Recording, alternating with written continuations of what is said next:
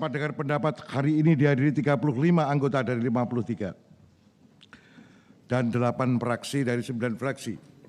Oleh karena itu, quorum telah terpenuhi dan telah sesuai dengan ketentuan pasal 281 ayat 1 Peraturan DPR RI tentang Tatip. Maka perkenan kami membuka rapat kerja ini dan rapat kita nyatakan terbuka. Ya, Pak.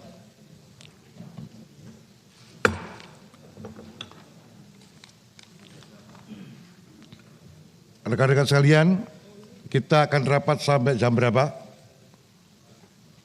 Selesainya aja, Pak Ketua. Jangan. Kita batasi dulu, nanti dipilih diperpanjang. Jam 1 lah, Ketua. 12.30? Oke. 12.30 bisa kita perpanjang. Pak Kapolri beserta seluruh jajaran, rekan-rekan sekalian, pada pagi hari ini, rapat dengan pendapat dengan agenda tunggal, yaitu tentang penjelasan Bapak Kapolri kepada kita semua tentang peristiwa Duren 3 pada tanggal 8 Juli 2022. Semoga rapat kita kali ini dapat menjadikan penjernihan bagi sekian banyak isu yang sudah masuk ke ranah masyarakat, yang menimbulkan sekian banyak spekulasi. Kita berharap dengan kehadiran Pak Kapolri beserta seluruh jajaran, maka ini bisa dijelaskan dengan jernih sehingga tidak ada lagi spekulasi ke depan. Itu yang kita harapkan, kenapa rapat hari ini kita adakan. Jadi saya tidak akan menjelaskan panjang lebar tentang persoalannya, karena kita semua sudah paham. Kita serahkan aja waktunya kepada Pak Kapolri ya. Kita dengarkan bersama-sama, dan sebelumnya saya sampaikan aturan main kita supaya nanti tidak ada risau di antara kita. Yang pertama, Pak Kapolri akan menjelaskan. Yang kedua, kemudian pertanyaan pendapat dari para anggota dengan catatan pendapat tersebut sesuai kesepakatan kita. Yaitu yang hadir pertama, bicara pertama 5 menit. Bisa diperpanjang 2 menit. Dari 7 menit maksimum. Kalau nanti masih ada lebihnya, monggo. Kemudian kepada Bapak Kapolri dan jajaran, jikalau ada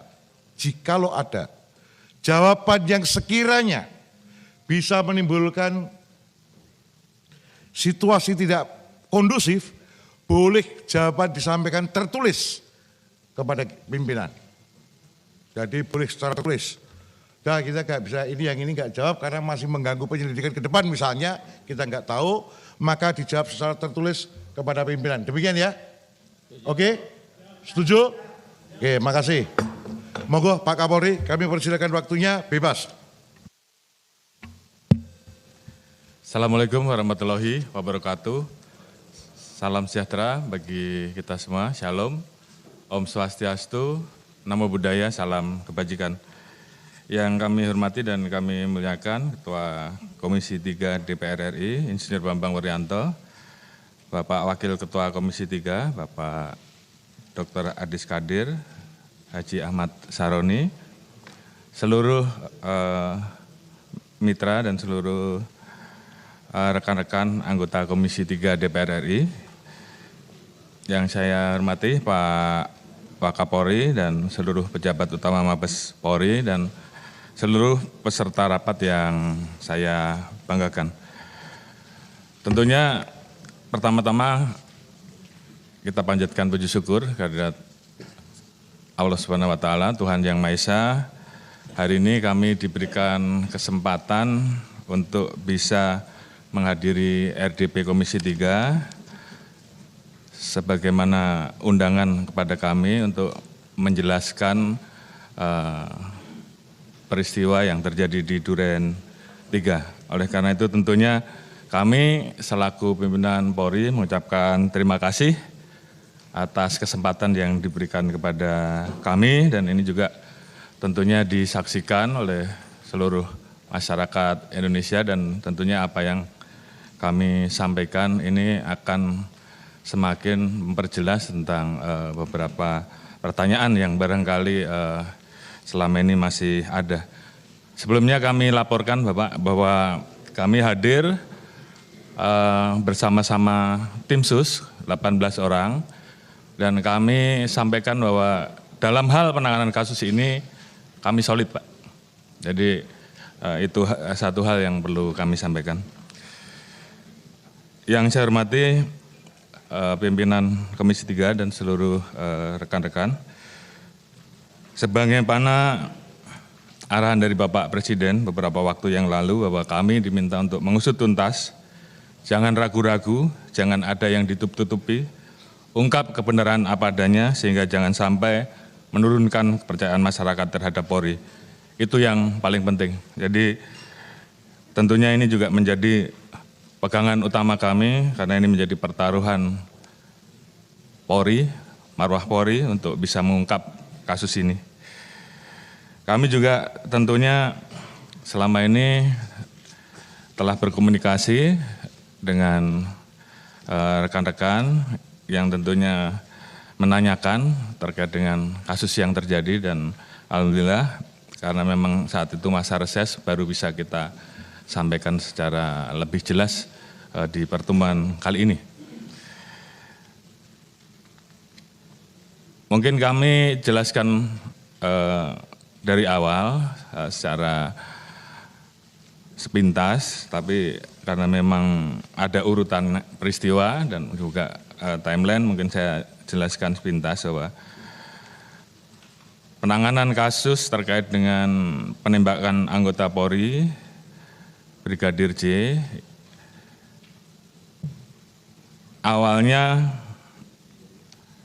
karena ada laporan saudara FS kepada Polres Metro Jakarta Selatan dan Divpropam pada hari Jumat 8 Juli 2022, di mana yang bersangkutan melaporkan pada pukul 17.20 terjadi peristiwa tembak-menembak antara saudara Richard dan saudara Yosua yang diduga terjadi karena ada pelecehan menurut yang bersangkutan pada saat itu kepada saudara PC oleh saudara J di Duren 3 dengan kronologis bahwa saudara J melakukan pelecehan kepada saudara PC di rumah dinas Duren 3 sehingga mengakibatkan saudara PC berteriak minta tolong, didengar oleh saudara Richard dan kemudian pada saat ditegur terjadi tembakan dari saudara J sehingga kemudian terjadi tembak-menembak yang mengakibatkan saudara J meninggal dunia.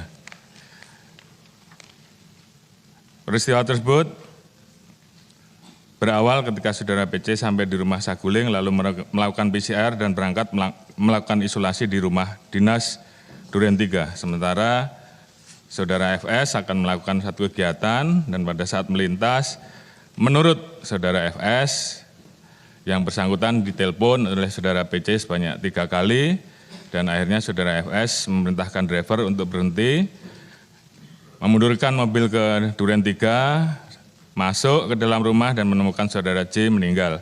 Melihat hal tersebut, saudara FS kemudian menanyakan peristiwa yang terjadi dan menjemput saudara PC yang berada di kamar serta memerintahkan kepada saudara Riki atau saudara R untuk mengantar saudara PC ke rumah Saguling. Ini adalah informasi awal yang disampaikan oleh saudara FS. Kemudian yang bersangkutan menghubungi beberapa orang, salah satunya Kasat Reskrim Polres Jakarta Selatan yang datang hadir pertama di TKP 17.30. Pada saat itu yang bersangkutan dihubungi oleh driver saudara FS. Kemudian pukul 17.47 dari Biro Provos Divpropam datang ke TKP karena dihubungi oleh saudara FS. Kemudian setelah selesai dilakukan pendataan dan pengamanan barang bukti, sekitar pukul 19 saksi-saksi yang ada di TKP saat itu, Kuat, Riki, Richard dibawa ke kantor Biro Paminal Divpropam untuk dilakukan interogasi sehubungan dengan penyelidikan atas dugaan pelanggaran atau penyimpangan dalam pelaksanaan tugas Polri. Pelaksanaan olah TKP selesai sekitar pukul 19.40, jenazah almarhum diantar ke Rumah Sakit Bayangkara tingkat 1, Syed Sukanto, dengan menggunakan mobil ambulan dengan pengawalan mobil dinas Provos di Propam Polri dan kendaraan operasional Satreskrim Polres Jakarta Selatan. Kemudian atas dasar kejadian tersebut dibuatlah 2 laporan polisi yang dilaporkan di Polres Jakarta Selatan, yaitu LP nomor 368 2022 PKT Polres Jaksel tanggal 8 Juli oleh anggota Polres Metro Jakarta Selatan, ini model A, terkait dengan dugaan percobaan pembunuhan terhadap saudara RE. Kemudian LP yang kedua, LPB 1630 di Polres Metro Jakarta Selatan pada tanggal 8 Juli yang dilaporkan oleh saudara PC terkait dengan dugaan perbuatan pelecehan dan ancaman kekerasan di Duren 3. Selanjutnya sekitar pukul 20.20 jenazah sampai di Rumah Sakit Bayangkara. Sesuai prosedur, otopsi jenazah memerlukan syarat, yaitu surat administrasi permintaan visum et repertum dari penyidik. Jenazah sempat transit di ruang jenazah sambil menunggu syarat administrasi tersebut, dan operasi atau kegiatan pemeriksaan luar dimulai dari pukul 22.30 dan dilanjutkan dengan pemeriksaan dalam dan berakhir pada hari Sabtu tanggal 9 Juli sekitar pukul 02. Sesuai dengan prosedur,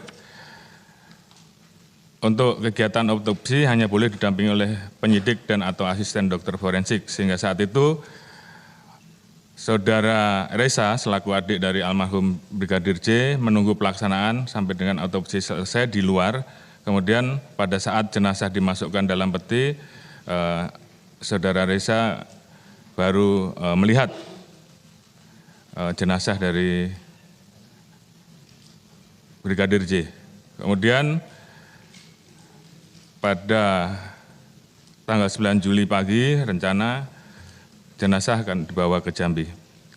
Yang saya hormati seluruh anggota Dewan yang saya muliakan. Kemudian pada hari Sabtu tanggal 9 Juli sekitar pukul 11, penyidik Polres Metro Jakarta Selatan mendatangi kantor Biro Paminal di Propam untuk melakukan pembuatan berita acara pemeriksaan saksi-saksi saudara Richard, Ricky, dan Kuat. Namun, penyidik mendapatkan intervensi dari personil Biro Paminal di Propam Polri. Penyidik hanya diizinkan untuk mengubah format berita acara interogasi yang dilakukan oleh Biro Paminal di Propam menjadi berita acara pemeriksaan. Kemudian sekitar pukul 13, penyidik bersama saksi diarahkan oleh personel di Propam untuk melakukan rekonstruksi kejadian di TKP. Setelah selesai pelaksanaan rekonstruksi, para saksi menuju rumah saudara FS di Saguling. Personel Biro Paminal di Propam Polri di saat yang bersamaan kemudian menyisir TKP dan memerintahkan untuk mengganti harddisk CCTV yang berada di pos security Duren 3. Harddisk CCTV ini kemudian diamankan oleh personel di Propam Polri. Hari Senin 11 Juli 2022 terdapat informasi bahwa terjadi permasalahan pada saat pengantaran jenazah kepada keluarga almarhum Joshua yang kemudian ini menjadi viral.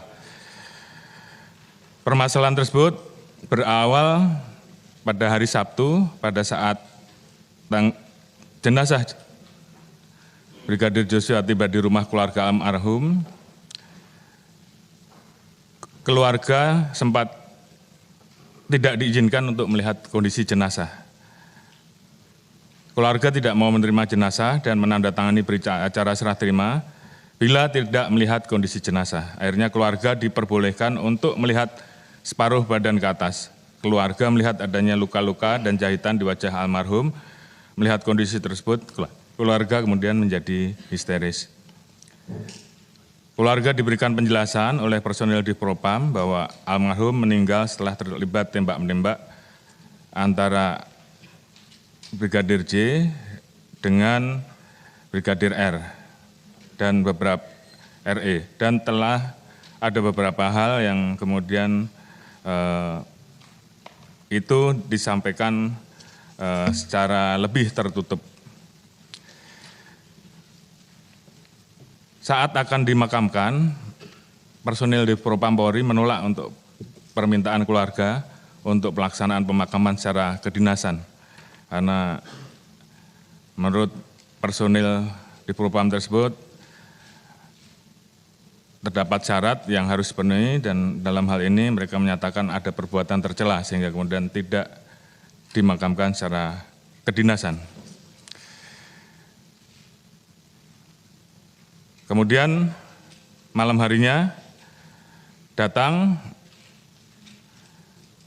personil dari Divpropam Polri yang berpangkat Pati atas nama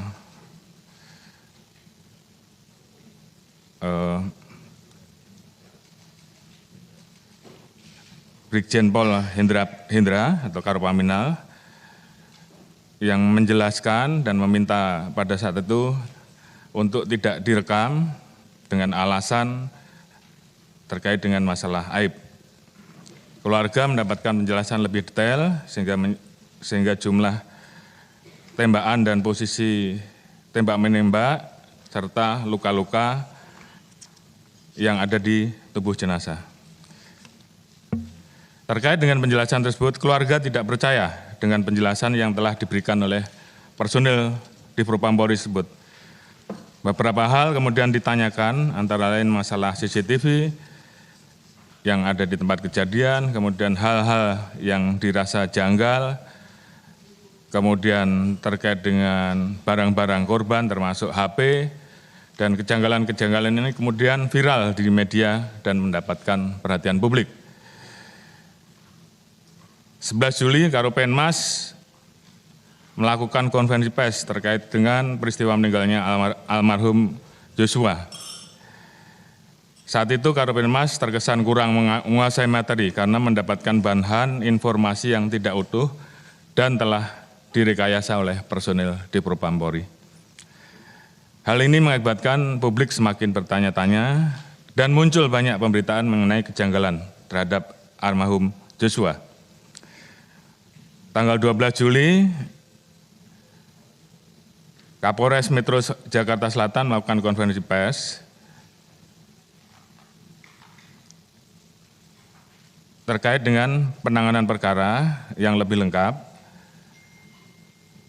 karena Polres Metro Jakarta Selatan melakukan olah TKP dan melakukan pemeriksaan terhadap 4 orang saksi di TKP. Namun, olah TKP dan pemeriksaan yang dilakukan oleh Polres Metro Jakarta Selatan telah mendapatkan intervensi dari saudara FS sehingga proses penyidikan dan olah TKP yang dilaksanakan menjadi tidak profesional. Narasi yang disampaikan oleh Kapolres secara umum menjelaskan bahwa penanganan peristiwa di Duren 3 telah sesuai dengan prosedur dan kronologis. Diawali dengan terjadinya pelecehan terhadap saudara P, sehingga kemudian terjadi hal-hal yang seperti tadi saya sampaikan, di mana kemudian Kapolres juga menjelaskan hasil otopsi sementara saat itu disampaikan ada perkenaan 7 luka tembak masuk dan 6 luka tembak keluar. Tentunya hal ini juga menjadi pertanyaan karena apa yang disampaikan oleh Kapolres tersebut tentunya terlalu cepat mengambil kesimpulan dan kemudian didapati bahwa Kapolres datang terlambat pada saat ke TKP. Dengan adanya hal-hal tersebut dan kejanggalan-kejanggalan yang ada, maka pada saat itu kami membentuk tim sus dengan surat perintah nomor Sprint 5647 tanggal 12 Juli, di mana tim sus ini terdiri dari Wakapolri, Bapak Irwasum, Kabar Eskrim, Kabik, ASSDM, Kadifhumas, Kapus Dokes, Irwi 5, Dirpidum Bareskrim, Kapus Lapor, Dirkamnek, Pak Intelkam, Karowaprov, Kadiftik, Wak Irwasum, Wakabar Eskrim, selaku Sekretariat Tim ANEF. Sesuai dengan arahan saya pada saat pembentukan tim sus, tim ini akan mengungkap peristiwa yang terjadi sesuai fakta, objektif, transparan, dan akuntabel. Tentunya dengan berpedoman pada kaidah-kaidah penyidikan dan penyelidikan, dan Scientific Crime Investigation dalam prinsip-prinsip hak asasi manusia agar peristiwa ini betul-betul menjadi terang dan dapat dipertanggungjawabkan kepada publik. Saya mengikuti setiap perkembangan pengawasan dan memberikan arahan kepada tim Sus Polri secara langsung, termasuk proses evaluasi terkait dengan pelaksanaan olah TKP, pendalaman, pemeriksaan internal, penyelidikan, penyidikan, dan rapat-rapat yang melibatkan satuan kerja terkait. Saya ingin memastikan bahwa upaya yang dilakukan oleh tim Sus Polri bebas dari kepentingan pihak-pihak terkait demi menegakkan keadilan dan bisa memberikan asistensi secara berjenjang. Saat itu kasus masih ditangani Polres Metro Jakarta Selatan dan mendapatkan asistensi dari Polda Metro dan juga Bareskrim, sehingga kita harapkan dapat saling dukung di dalam pelaksanaan penyidikan. Kita juga melibatkan Kompolnas dan Komnas HAM pada saat itu untuk bisa melaksanakan investigasi. Ini juga bagian dari komitmen kita, komitmen Polri, agar penanganan kasus ini betul-betul transparan, akuntabel, dan siap untuk mengungkap secara terang benderang peristiwa yang terjadi tanpa ada yang ditutup-tutupi.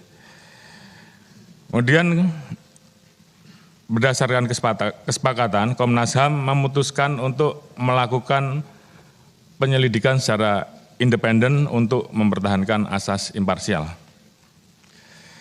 Kami juga berkomitmen pada saat itu memberikan akses seluas-luasnya bagi Komnas HAM untuk melakukan pengawasan, pengujian, dan pemeriksaan terkait peristiwa penembakan yang terjadi di Duren 3.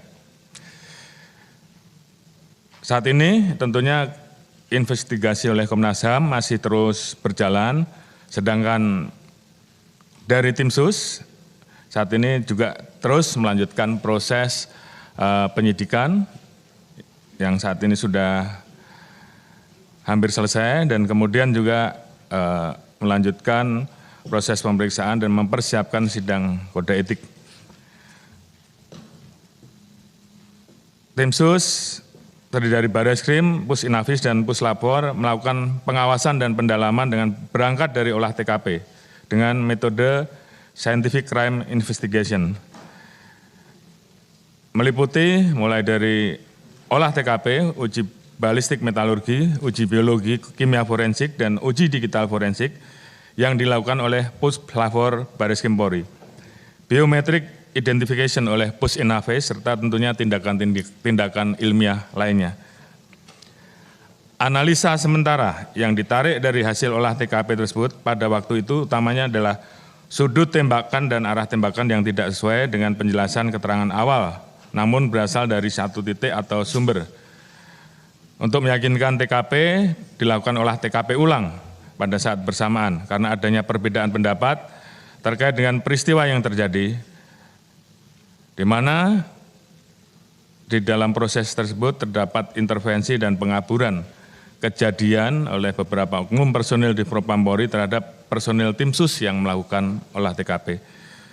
Selanjutnya Polri dalam hal ini tim Sus juga mendapatkan laporan dari kuasa hukum almarhum Joshua dengan LPB 386 tahun 2022 bulan 7 Bareskrim Polri tanggal 18 Juli terkait dengan dugaan pembunuhan dan atau pembunuhan berencana dan atau penganiayaan berat terhadap almarhum Joshua.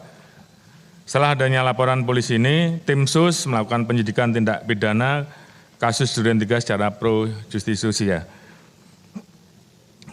Dengan adanya perkembangan hasil pendalaman dan laporan, termasuk juga adanya masukan-masukan dan laporan dari penyidik, civil society, beberapa masukan dari senior Polri, rekan-rekan dari DPR, dan juga masyarakat, bahwa independensi dan objektivitas Polri dalam penanganan perkara ini diragukan karena saudara FS saat itu masih menjabat sebagai Kadif Propam. Oleh karena itu pada hari Senin, tanggal 18 Juli, saya mengambil kebijakan saat itu untuk menonaktifkan jabatan Kadif Propam Polri. Dan kemudian pada tanggal 20 Juli kami juga menonaktifkan Karopaminal Polri dan Kapolres Metro Jakarta Selatan. Harapan kami pencopotan saat itu bisa membuat proses penyidikan menjadi jauh lebih objektif. Kemudian kami juga membuka ruang pada saat itu terkait dengan adanya permintaan ekshumasi jenazah Joshua oleh keluarga korban yang dilakukan oleh dokter independen, dan saat itu permintaan tersebut secara resmi kami kirimkan dan ekshumasi dilaksanakan pada tanggal 27 Juli oleh Persatuan Dokter Forensik Indonesia yang terdiri dari 8 dokter dengan didampingi Komnas HAM dan Kompolmas, di mana 8 dokter tersebut terdiri dari Profesor Dr. Agus dari UI, kemudian Profesor Dr. Ahmad dari UNER, Profesor Dr. Dedi dari Universitas Riau, kemudian Ketua Umum PPDFI Dr. Adi Firmansyah, dan diikuti oleh beberapa anggota dari beberapa rumah sakit yang tentunya ini menunjukkan independensi dari Persatuan Dokter Forensik yang melaksanakan kegiatan ekshumasi ulang. Keterbukaan ini tentunya merupakan bagian kami, upaya kami untuk menunjukkan bahwa Polri transparan dalam hal ini. Alhamdulillah pada hari Senin tanggal 22 Agustus yang lalu, Perhimpunan Dokter Forensik telah menyampaikan laporan hasil ekshumasi yang intinya pada saat rilis tidak ada luka-luka selain luka-luka yang berasal dari senjata api. Ini tentunya juga menjawab terkait dengan adanya spekulasi liar pada saat itu terkait dengan adanya penyiksaan di jalan dan sebagainya. Dan tentunya apa yang disampaikan oleh Persatuan Dokter Forensik Indonesia ini memperkuat hasil pelaksanaan otopsi pertama yang telah dilakukan oleh kedokteran forensik Polri. Selanjutnya kami juga melakukan pemakaman almarhum Joshua pasca ekshumasi dengan menggunakan tata cara upacara kedinasan. Kami tentunya mengedepankan asas praduga tak bersalah terhadap peristiwa yang saat itu dilaporkan, khususnya terhadap Brigadir Joshua.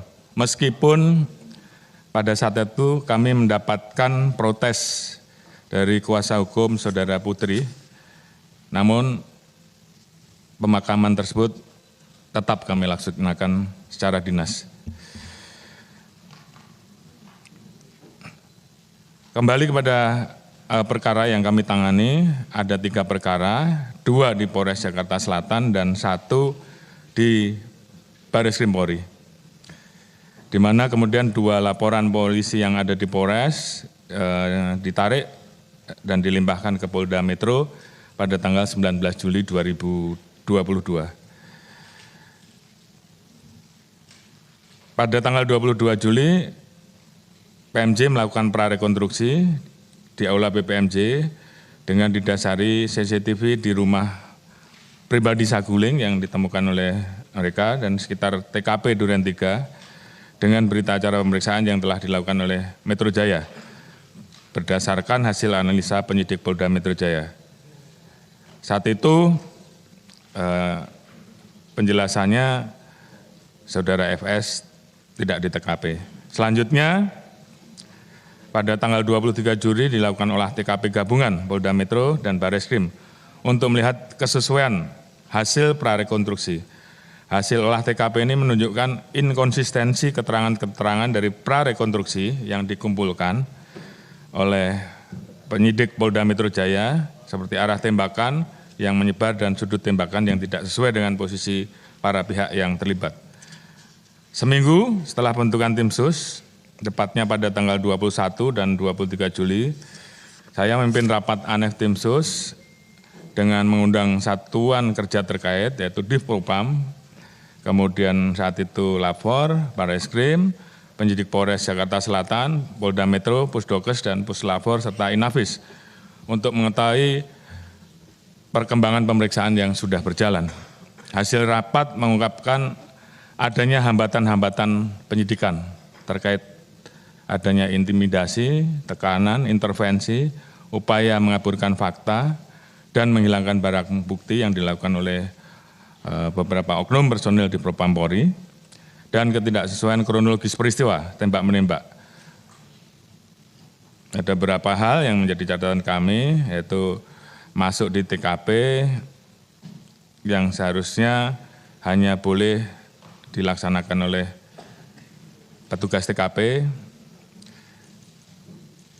kemudian tindakan-tindakan lain yang tentunya menjadi catatan-catatan kami. Kemudian juga kami mendapati, dan ini juga yang menjadi perhatian publik, bahwa CCTV yang pada saat itu hilang, CCTV di Satpam, dari hasil interogasi pada saat itu kita mendapatkan kejelasan bahwa CCTV tersebut diambil oleh anggota ataupun petugas dari personel di Propam dan juga ada personel dari Barreskrim, dan di situ terungkap peran dari masing-masing personel, siapa yang mengambil, siapa yang mengamankan, dan kemudian pada saat kita laksanakan pemeriksaan lebih lanjut, kita dapatkan juga siapa yang merusak CCTV, yang tentunya ini seharusnya bisa menjadi kunci pengungkapan terhadap kasus ini.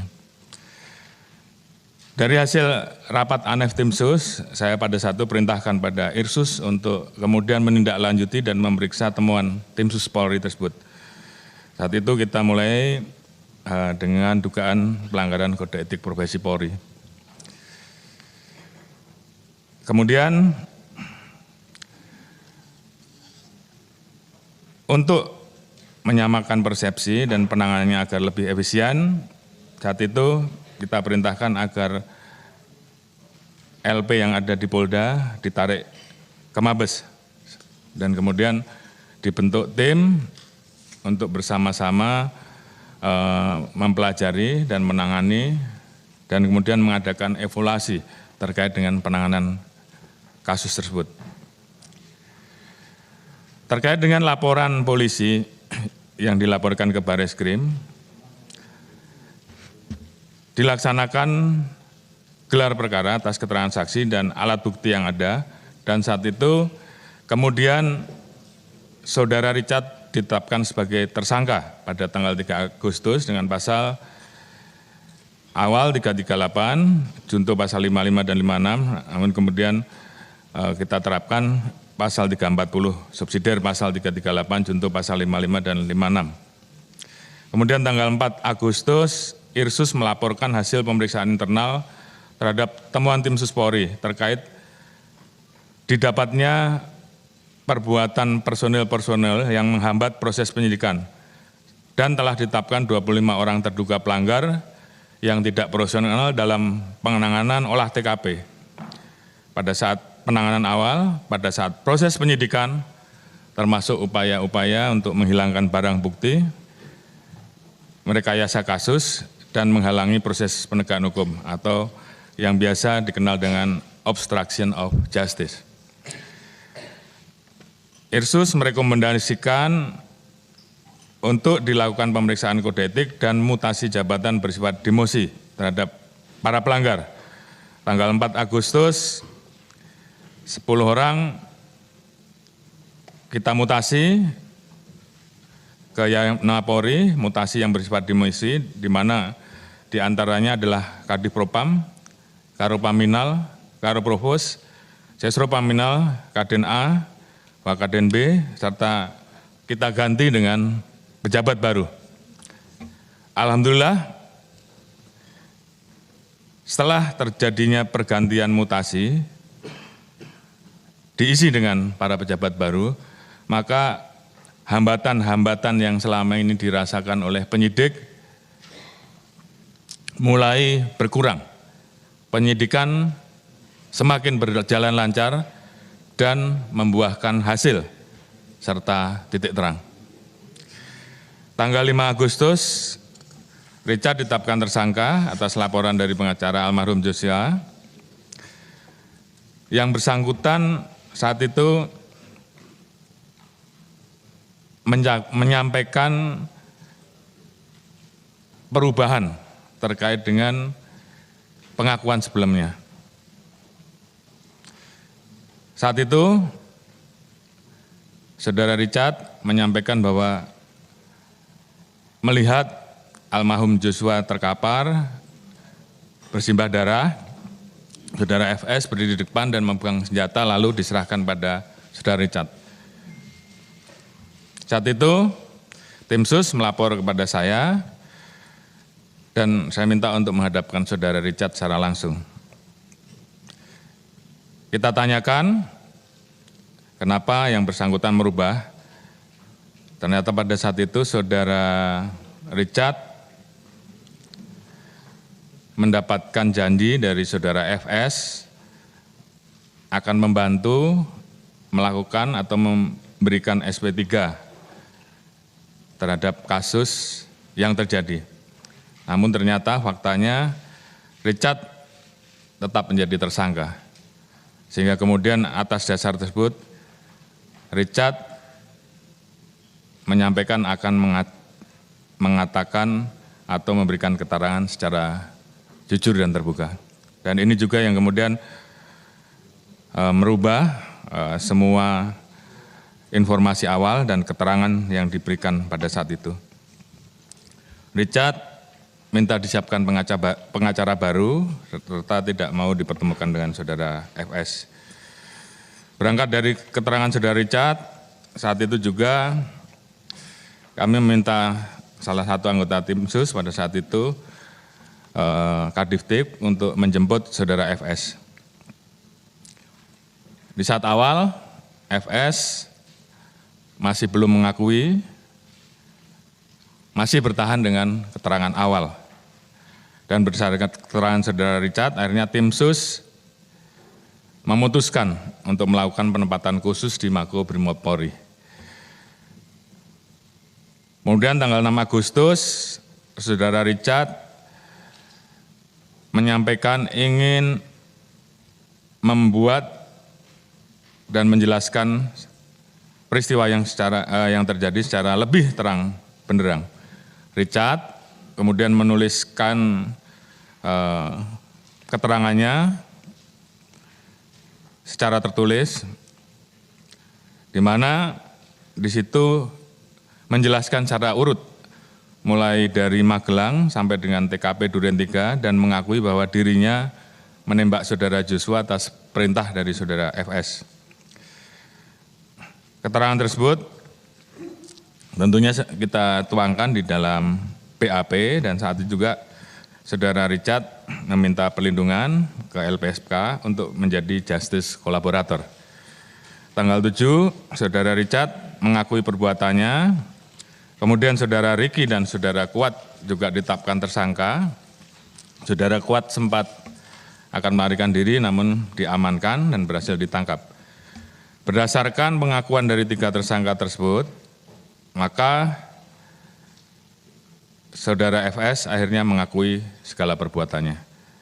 9 Agustus 2022 kami umumkan penetapan Saudara FS sebagai tersangka penembakan terhadap almarhum J, di mana pada saat itu dilakukan oleh Saudara Richard atas perintah Saudara Ferdi Sambo. Kemudian Saudara FS membuat skenario dan merekayasa seolah-olah terjadi peristiwa tembak-menembak antara Brigadir J dengan Brigadir Richard. Kemudian yang bersangkutan juga menembak ke dinding atau ke tembok berkali-kali seolah-olah terjadi peristiwa tembak-menembak. Tim sus kemudian melakukan pemeriksaan secara maraton, profesional, dan cermat sesuai dengan konstruksi peristiwa yang terjadi. Dari proses pemeriksaan kode etik profesi Polri dan juga gelar perkara pemeriksaan khusus, saat ini di Propam Polri telah merekomendasikan 6 terduga pelanggar, yaitu Saudara FS, HK, ANP, AR, Saudara BW, dan Saudara CP. Mereka patut diduga telah melakukan tindak pidana obstruction of justice atau menghalang-halangi penyidikan, antara lain dengan sengaja menghilangkan CCTV dan kemudian merusak CCTV yang ada di Pos Satpam. Kemudian juga telah dibuat laporan polisi di Bareskrim dengan persangkaan pasal 49 junto pasal 33 dan pasal 48 junto pasal 32 terkait dengan Undang-Undang tentang ITE dan juga pasal 233 KUHP junto pasal 55 KUHP dan pasal 566 KUHP dan juga pasal 221 ayat 2. Saat ini proses pemeriksaan kode etik profesi oleh Divpropam Polri masih terus berlangsung. Dan tentunya apabila dalam proses ini masih kita temukan adanya perbuatan-perbuatan lain yang diduga memenuhi unsur pidana, kami berkomitmen untuk melaksanakan proses penegakan hukum sesuai dengan aturan yang berlaku. Selanjutnya, pemeriksaan internal terus kami kembangkan. Kami telah memeriksa 97 personel, 35 orang diduga melakukan pelanggaran kode etik profesi dengan rincian berdasarkan pangkat. Jadi selain pidana ada juga pelanggaran terhadap kode etik. Irjen Pol 1 personel, Brigjen Pol 3, Kombes Pol 6, AKBP 7, Kompol 4, AKP 5, Ibtu 2, Ibda 1, Bribka 1, Brigadir Polisi 1, Bribtu 2, dan Barada 2. Dari 35 personil tersebut, 18 saat ini sudah kita tempatkan di penempatan khusus, sementara yang lain masih berproses pemeriksaannya. 2 saat ini sudah kita tetapkan sebagai tersangka terkait dengan laporan polisi di Bareskrim sehingga tinggal 16 orang yang ada di Patsus, sementara sisanya menjadi tahanan terkait dengan kasus yang dilaporkan di Bareskrim. Kami tentunya berkomitmen untuk segera bisa menyelesaikan proses sidang kode etik profesi ini dalam waktu 30 hari ke depan. Ini juga untuk memberikan kepastian hukum terhadap para terduga pelanggar. Kami juga melaporkan gambaran umum hasil penyidikan yang telah ditentukan oleh tim sus, namun kami tidak dapat menyampaikan secara spesifik terlalu dalam terkait dengan materi penyidikan. Secara umum, saat ini tim sus sudah memeriksa 52 orang saksi, 4 orang ahli, di mana ada ahli dokter forensik, balistik, kimia bioforensik, dan ahli digital forensik. Selanjutnya tim sus juga telah melakukan penyitaan terhadap 122 barang bukti, berbagai macam, mulai dari senjata api, magasin, CCTV, dan sebagainya. Kemudian berdasarkan laporan pemeriksaan yang telah dilakukan tim sus, maka didapatkan fakta-fakta dengan memperhatikan persesuaian alat bukti, bahwa kronologis awal yang disampaikan bahwa terjadi pelecehan dan tembak-menembak di rumah dinas Duren 3 adalah tidak benar. Terdapat upaya merekayasa TKP sehingga seolah terjadi tembak-menembak. Kemudian peristiwa penembakan yang terjadi di Duren 3 diduga dilakukan dengan perencanaan terlebih dahulu oleh Saudara FS di rumah Saguling yang diketahui oleh Saudara PC dan Saudara Richard. Demikian juga Saudara PC diduga memberikan kesempatan terhadap peristiwa yang terjadi. Saudara Richard melakukan penembakan terhadap almarhum Joshua atas perintah Saudara FS, di mana disaksikan oleh Ricky, Kuat, Ma'ruf, dengan juga perannya untuk ikut membantu. Pasca penembakan, FS melakukan penembakan senjata HS milik Saudara Joshua ke arah tembok. Kemudian motif Saudara FS melakukan perbuatan tersebut karena yang bersangkutan marah dan emosi atas setelah mendengar laporan dari Ibu PC terkait dengan peristiwa yang terjadi di Magelang yang dianggap mencederai harkat martabat keluarga. Untuk lebih jelasnya nanti akan diungkapkan di persidangan. Berdasarkan fakta, saat ini kami telah menetapkan 5 orang tersangka, yaitu Saudara FS, Saudara PC, Saudara Richard, Saudara Riki, Kuat Maruf, dengan persangkaan pasal 340, subsidiar pasal 338, junto pasal 55 dan pasal 56, ancaman hukuman maksimal hukuman mati seumur hidup atau penjara selama 20 tahun. Saat ini tersangka PC menyampaikan surat sakit sehingga belum dilakukan pemeriksaan sebagai tersangka. Rencana minggu ini akan dilaksanakan pemeriksaan.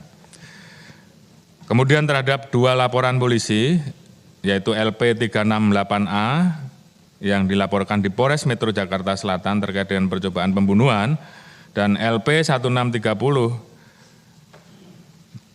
7 tahun 2022 Polres Metro Jaksel terkait dengan perbuatan cabul dan ancaman kekerasan di Duren 3. Saat ini telah dihentikan penyidikannya karena berdasarkan hasil gelar perkara tanggal 12 Agustus 2022 tidak ditemukan peristiwa pidana.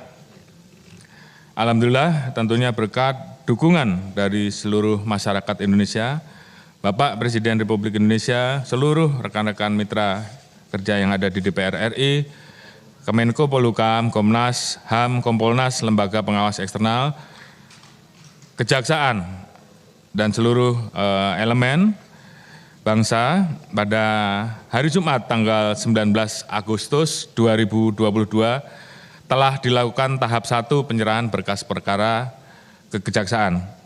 Saat ini kami terus berkoordinasi dengan pihak Kejaksaan, dan mudah-mudahan harapan kami berkas ini segera bisa dinyatakan P21. Dan tentunya kami sangat berterima kasih kepada Bapak Jaksa Agung yang telah mengirimkan tim, mempersiapkan tim sebanyak 30 personel dari Kejaksaan yang saat ini bekerja secara simultan bersama-sama, sehingga harapan kita kasus ini juga bisa segera diselesaikan dan dapat dinyatakan lengkap dan sesegera mungkin bisa juga kami ajukan ke persidangan. Tentunya dukungan ini semua termasuk juga seluruh masukan dari masyarakat bagi kami merupakan bentuk kecintaan masyarakat terhadap Polri. Untuk itu dalam kesempatan ini kami mengucapkan terima kasih dan apresiasi kepada seluruh pihak, masyarakat, DPR RI, Kejaksaan, dan seluruh elemen, termasuk tentunya dukungan penuh dari Bapak Presiden, sehingga kami bisa menuntaskan kasus ini dan mudah-mudahan sebentar lagi bisa kami lengkapi dan segera kami serahkan ke Kejaksaan. Tentunya kami harapkan penjelasan di hadapan Komisi 3 DPR RI ini dapat membuat peristiwa yang terjadi menjadi lebih terang, dan ini merupakan bagian bentuk akuntabilitas Polri untuk mengungkapkan peristiwa yang terjadi menjadi semakin terang apa adanya dan tidak kami tutup-tutupi. Mungkin ini yang bisa kami sampaikan di dalam materi rapat kerja kali ini. Ini tentunya pil pahit bagi kami. Namun demikian kami terus berkomitmen bahwa apa yang terjadi ini tentunya menjadi momentum bagi kami untuk memperbaiki, untuk terus melakukan perbaikan terhadap institusi Polri, sehingga institusi ini ke depan bisa menjadi semakin baik, bisa memberikan pelayanan yang lebih baik terhadap masyarakat, sehingga Polri yang saat ini memang terdampak terkait dengan peristiwa ini bisa bisa segera kembali pulih, dan ini pertaruhan kami untuk menjaga marwah dan institusi Polri. Demikian mungkin yang bisa kami sampaikan. Semoga Tuhan Yang Maha Esa senantiasa memberikan kekuatan dan perlindungan pada kita dalam melanjutkan pengabdian terbaik kepada masyarakat, bangsa, dan negara. Demikian yang bisa kami sampaikan untuk penanganan kasus Joshua. Selanjutnya kami tentunya mohon arahan dan mungkin beberapa pertanyaan dan masukan-masukan untuk kami yang bisa menjadi pedoman bagi kami untuk langkah-langkah ke depan terkait dengan penanganan kasus ataupun juga hal-hal lain dalam rangka terus menjaga dan memperbaiki institusi. Demikian, terima kasih. Wassalamualaikum warahmatullahi wabarakatuh. Shalom, Om, Santi, Santi, Santi, Om.